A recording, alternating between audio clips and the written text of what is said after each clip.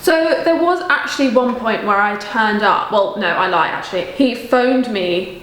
No, I phoned him first and I heard his voice. And as soon as I heard his voice, I was like, oh no. Really? I'm quite voice prejudice, right? Yes, you are. And one thing I really don't like is really posh boys. Really? Yeah, I can't stand it. But this guy, he was international, so nothing to do with English.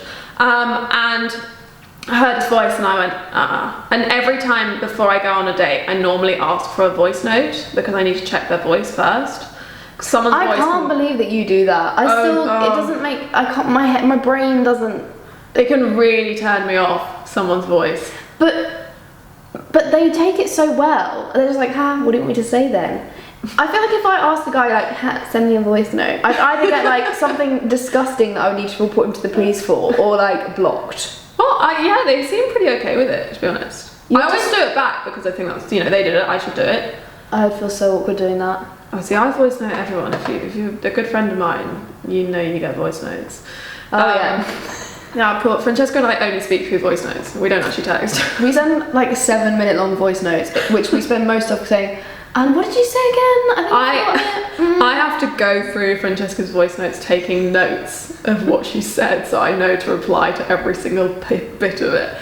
So anyway, I heard this guy's voice and I was like, oh no. And then he walked up and oh no. And I so nearly left. And I've never done that before. That's me. I know, I nearly did a runner. I was looking at the doors, he was over the other side. I thought, do I just go?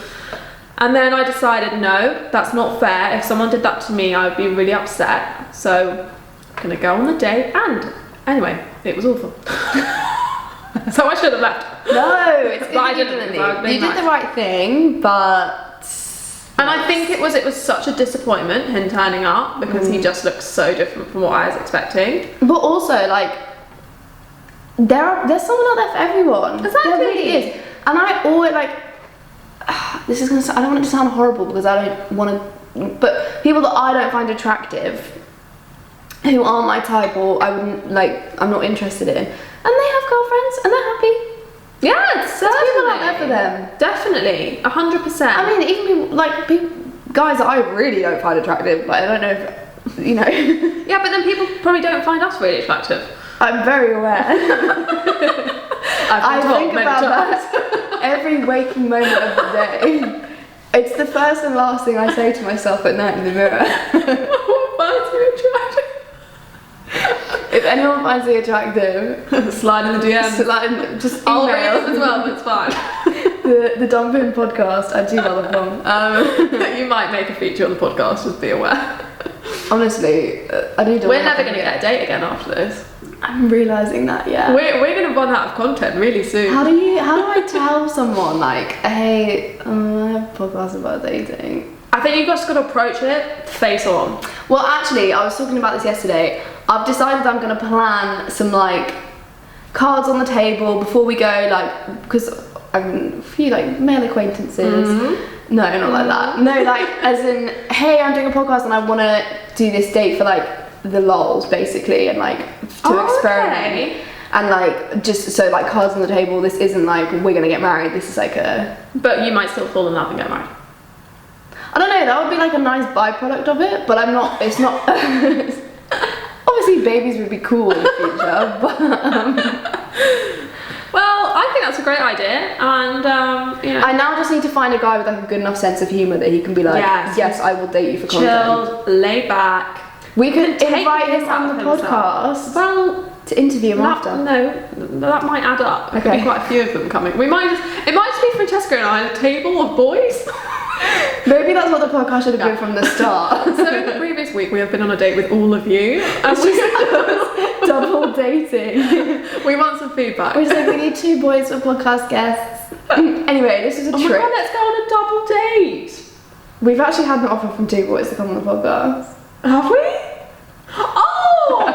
Yeah, we have. They can come when they're back in England. Sorry boys, you know who you are, but you're not actually in the country, or you could definitely come on. I don't want to... Anyway. Moving on. We don't have to date them, they can be Okay, friends, cool. it's fine. Well, we can that's have fine, male that's good. friends. We've actually got lots of male friends. We've by got the way, lots of already. male friends. Anyone starts judging us. Lots and lots. Alright, don't Probably more emphasise than the girls, lots. actually. Actually, no, I think I used to, but I've got a lot more female friends. I've gone through like phases. When I was a kid, I got along well with boys when I was like 5 or 6. And then it's kind of varied as I got older. I don't know. I feel like as I've got older, I've like needed my girls more. I've created like a very strong female friendship. This is absolutely irrelevant. I'm really sorry. I just really believe in the importance of female friendship. Women empower women. That's one of our hashtags if anyone's interested in finding But out. also people empower people. Sorry, people. And men empower men. Let's all empower each other. This is getting very hippie and like peace and love. Are you taking the piss out of No. that? Good. I hope not. You heard it first because he's a raging hippie. Back to dating apps. Dating apps. So say you go on a dating app date and it doesn't go well. Yes. Can you ghost the person? What's the etiquette? Well, I have been on dates where I've thought, I'm not going to text them unless they text me. And Yeah. conveniently, they never text me. So I never hear or speak to them again. I think seemingly I have done that actually, yeah. sort of confirming it wasn't that great of a date, which is absolutely fine. What about that awkward thing where you haven't gone on a date with someone but you're talking on a dating app but you're like, I've thought about it again and I'm not going to go there? Right, so I must admit, during lockdown, I got very bad at not replying to people who I just couldn't really be bothered with. Yeah. But I sort of feel like I slightly got conditioned into this by all the men who had just stopped speaking to me. So they sort of do this midway through a conversation, by the way. It's not like the conversation died. They just drop off the face of the earth. And I'm not complaining because then I started doing it because I thought, well, if they do it, why can't we do it? Is that acceptable? I will admit, I do that. I don't think it's right, but then if you're just speaking to someone on a dating app... But how bloody weird would it be to send them a message, like when they've just said, oh, how's your day going? Or, oh, what do you do? So then, like, however many messages in, be like, hey, actually, I don't think you're my type anymore. I mean, exactly. If someone said that to me, I'd be like, shut up, you patronising... Also, I'd be like, chill out, I've spoken to you for like 4 days. Exactly. So I don't feel bad about... Because I just think people need to be a bit more ruthless and, like, get the message.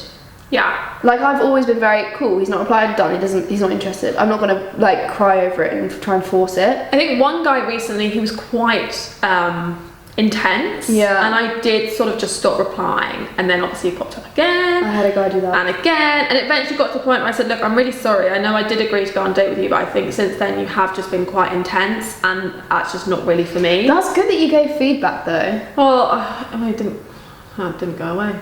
Oh, really? Yeah, and also I felt a little bad because obviously he had already asked me out and I had agreed to it, but then I decided in the meantime I wasn't that keen because honestly it was so intense. I thought, I can't go on a date like that. It's bad enough over WhatsApp, let alone over dinner. You just don't need that. I don't need that in my life. Nobody needs that. I just personally, I don't know, maybe it's because I'm quite like emotionless with people like that. I don't feel particularly like I owe anyone an explanation. Well, yeah, like, I know. And I think maybe bar a couple, there's been a couple of dates I've been on where like neither of us contacted each other, but if the guy texts me after the date, that's when I'll be like, look, I'm not interested. But if we haven't physically met up and gone on the date, then I don't really see an issue with ghosting. Just get the picture. Stop trying to like force it. I don't know. Yeah, I know what you mean. But go on. I just think having like the ability to message someone and make their mobile phone buzz when they're at home, like in their private space, gives people this like feeling that they have the right to be replied to, and you don't. Like nobody owes you anything. Well, especially the person you've never even met. More so than anybody. And so like I've almost found it quite like frustrating when people. I just really believe in if you don't want to have the conversation, don't have the conversation. Yeah, and I also think that goes for a lot of girls too. I think a lot of girls get sort of very caught up in this conversation with a specific man, and then are quite upset when they suddenly stop communicating. And they also try and double text. I mean, try it once. Yeah. Fine. Okay, maybe something happened to their phone. Maybe they did genuinely just miss the message. But never ever send a message for the third time, because I tell you, that person is not interested in talking to you. And if they did want to talk to you, they would have replied. I feel like this is very tough love, but this is so... It has to be. What I believe in. Like, if they like you, you'll know. If they want to spend time with you, Yeah. you'll know. If they want to speak to you, you'll hear from them.